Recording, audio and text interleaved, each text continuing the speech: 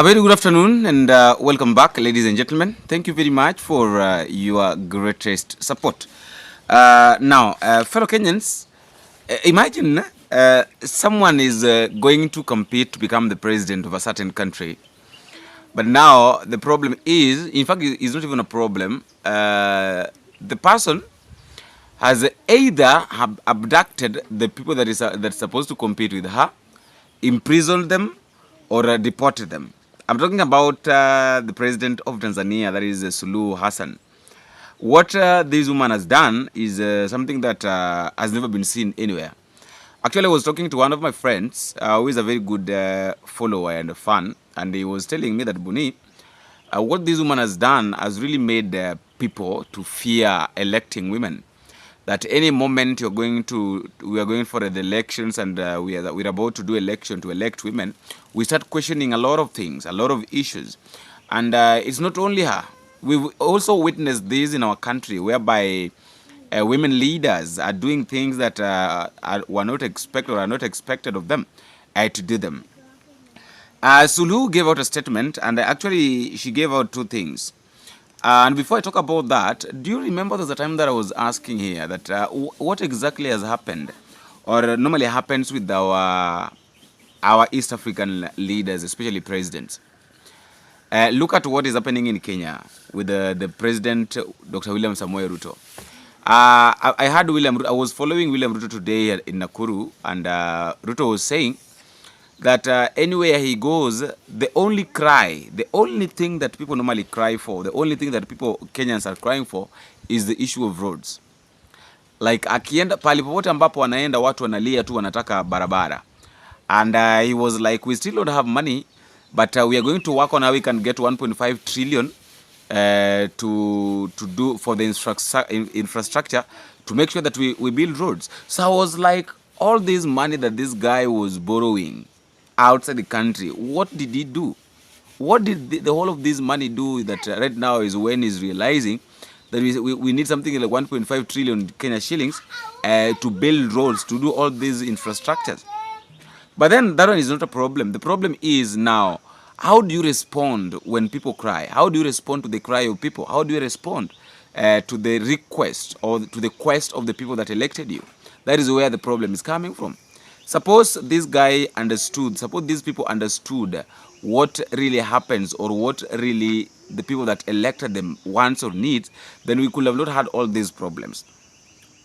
There are two statements that have been made by Suluhu. In fact, Suluhu has really cautioned Kenyans because she's like, Kenya, there was a time that she said that Wakenya tayari mmeshinda kasongo wenu. Sasa msidhania kwamba mkija Tanzania Watanzania mtawashinda. Tanzania ni tofauti na Kenya na hampaswi kabisa kuja Kenya. This is what she was saying. Let me just read it for you.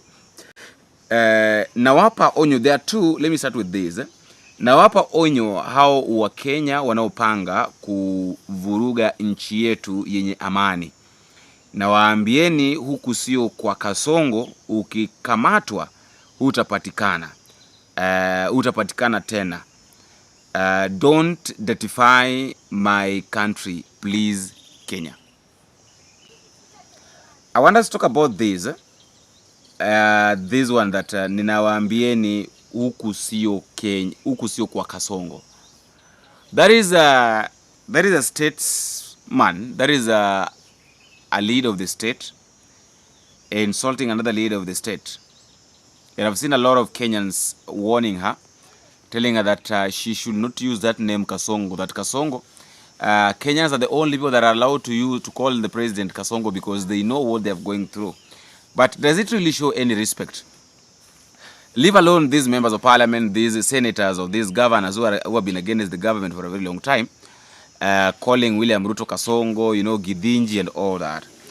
The question is, do you really think it's necessary? Or do you think it's a wise thing for a state officer, especially a president, to insult another fellow president by calling him nicknames? Do you really think it's something that should happen? If it's something that should not happen, then my question is, what then was this woman supposed to do? why couldn't she just call William Ruto by the name, or I'm not the president of Kenya, or maybe I'm not Mr. William Ruto, instead of using the word Kasongo. And then she goes ahead and says that tumepata habari ya kuaminika kwamba kuna viumbe kutoka Kenya wanaopanga kutiririka kuja Tanzania tarehe 29 kuwasaidia wenye utovu wa nidhamu hapa Tanzania kufanya maandamano. Tungeomba serikali ya Kenya iwazuilie viumbe hao dhidi ya kumipaka, na niwape onyo kali, maana tutawavurugisha vilivyo. So the first statement, ameita William Ruto Kasongo, and then the second thing, she's calling Kenyans viumbe. Let's talk about this before we get into the next story. Tanzania, both Kenya, Tanzania and Uganda have been having problem, and the problem that we normally have as a country is the problem that comes from the state, especially at this point where actually people don't understand, or people are trying to relate what's going on, what's happening, and then we fail to get the exact picture of what's going on. There's a time that Yoweri Kaguta Museveni is also on the peak of always trying to belittle the people that opposes him. Remember what happened to Besigye. Right now is still in prison. And then talk about Tanzania, what happened to Tundu Lissu, is still in prison. But I think he won his case, though I don't know what's going on. I don't know whether he can vie for the presidency. But one thing I know and I realized is that he has been in prison for a very long time, which was being taken. It was taken by the same president of Tanzania, that is Suluhu. So the woman has been campaigning with over 29 to 30 guzzlers, following her everywhere she goes, campaigning because she wants to vie for the presidency by herself, without any competition. These guys, they really fear competition. They really fear having competent competitors, because they know very well that they are going to lose. Actually, you see somebody like Suluhu, somebody like Museveni and William Ruto, if they get serious competitors, I don't know whether Bobby Wine of Uganda can withstand and outsmart maybe Museveni.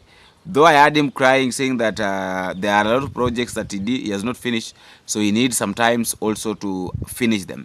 I don't know how that one is going to work for him. I don't know how, but I don't know how that one is going to work. The second story, fellow Kenyans, is about ODM party. Right now, every eye is on ODM party, because people really don't understand what's going on. People are questioning what is going to happen, what's next, because we have got people that are tumbocrats. Let me call them tumbocrats. We have got people who want to praise William Ruto. They want to make William Ruto feel like, oh, he's welcome in ODM. We have people who don't care about ODM, and we have people who really care about ODM. And that is why I say that I'll keep on saying this. We have got three faces in ODM. We have got the first face, the face that really wants to impress William Ruto without caring the outcome. We also have the second phase. The second phase is the phase that they want to act as intermediaries between the first and the last phase, which I'll just mention. They've got this group has got nothing to lose. The first phase has got a lot to lose. Why? Because they know very well that if William Ruto don't support them, actually there is a statement that has been made here by, let me just read it for you. That has been made here by Ruto Dinga, which is going to confirm what I'm going to say. And then we have got the third phase, which is the phase that really cares about ODM, the phase that consists of Edwin Sifuna, Babu Owino, people like Caleb Amisi. A lot of people, a lot of young people who really means well for ODM. And I do say that if ODM really wants to thrive, if ODM really wants to maintain its impact on Kenyan politics, they really need to consider these people. You see, the second phase consists of Orengo, Oburu Dinga, people like Anyang Nyong'o. Those are old folks. Those are people that the only thing that they're remaining with is to retire. They don't care about anything. And the first phase, of course, we have got the notorious the widow. You can think that right now she is the widow. Gladys Wanga. We have got people like. We have got Gladys Wanga, we have got Junet Mohammed, we have got Opio Wandai, we have got John Badi. Those people that feels like if they're not in government, they can't survive. Of course, they can't survive because in 2027, what is going to happen is that the people are the ones that are going to decide whether you will be re-elected or not. And this is what Ruth Odinga said. That go back to the people, you'll not get the party ticket. If you are unpopular, if you've been benefiting from such arrangements, before you will be in for it, for a rude shock.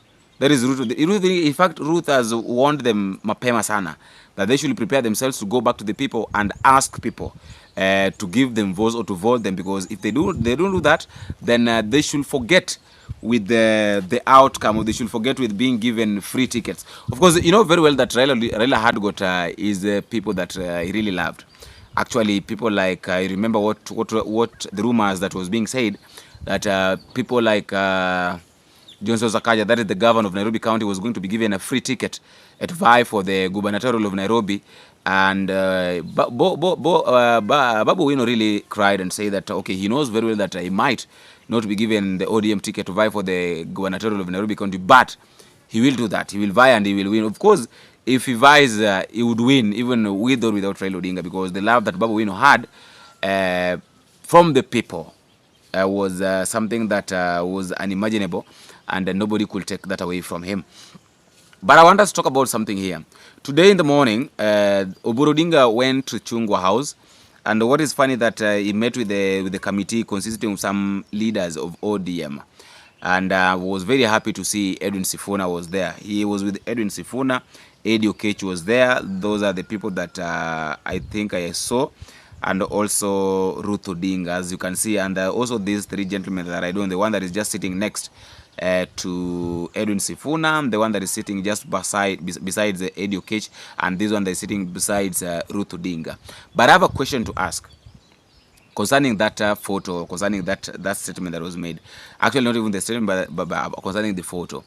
If it was a meeting that was supposed to be held by the committee, what is Ruth Odinga doing in that committee? Is it now confirmed that ODM party belongs to the Odinga's family, or what's going on? I think what needs to happen is that Ruth Odinga should just leave Oburu Odinga to run the party, as is the one that has been given that mandate to run the party, to take over from his brother, from his younger and late brother Raila Odinga. Because if she keeps on putting pressure on Oburu Odinga is going to make a lot of decisions, some unpopular and unrealistic decisions. But I've said, and I'll keep on saying this, that if ODM really wants to survive, they should consider bringing people on board, people who are mature politically, people who resonate with this young generation, because this young generation, you can't lead them with the old ideas. I do say that right now the ideas that this young generation wants is the ideas that are coming from the young people who understands them. So just under that, I've not seen people like Gladys Wanga. I've not seen a lot of people like Junet Mohammed, who thinks that ODM belongs to them. Yes, it's a good thing that they are sidelined. It's good that sometimes, you know, there's some of the things that if you really want to do, you have to go extra mile. There's some decisions that if you want to make as a person or as a people who resonate together the same, you have to exclude some people, though they are important, but at some point you can feel like, no, when they come here, they're going to ruin everything. And remember, Oburu Odinga is also sometimes also supports Edwin Sifuna, so he knows very well the capability. He knows the abilities that Edwin Sifuna has. If he tries to sideline the SG of ODM, then ODM is going to be doomed. And I'll keep on saying this, that if ODM really wants to thrive, want to survive, let them not sideline Edwin Sifuna and Babu Wino. Let them try as much as they can to bring those people on board so they can resonate together. And that is the only way we can run, this country can be run. You can't just come with any idea from nowhere and expect these young people to understand you. They won't do that. it's impossible for them to understand you. It is impossible for them to understand what you're doing, what you want to do, or what you are saying. After all, guys, that's just my thought, and that is all I have for now. Let me know what you think at the comment section, but don't forget to drop me a comment, tell me what you think, and where exactly you're watching this video from. If you're within the country, tell me which part of the country you're watching from, and if you're outside the country, you can as well tell me which country, or drop me the flag at the comment section. Thank you very much for those watching from United States of America. People like LB254, Jefferson Seringa from Dubai. Thank you, guys. God bless you. Asanteni sana. Let's meet in the next video. I've been your host, Boniface Wena. Bingo.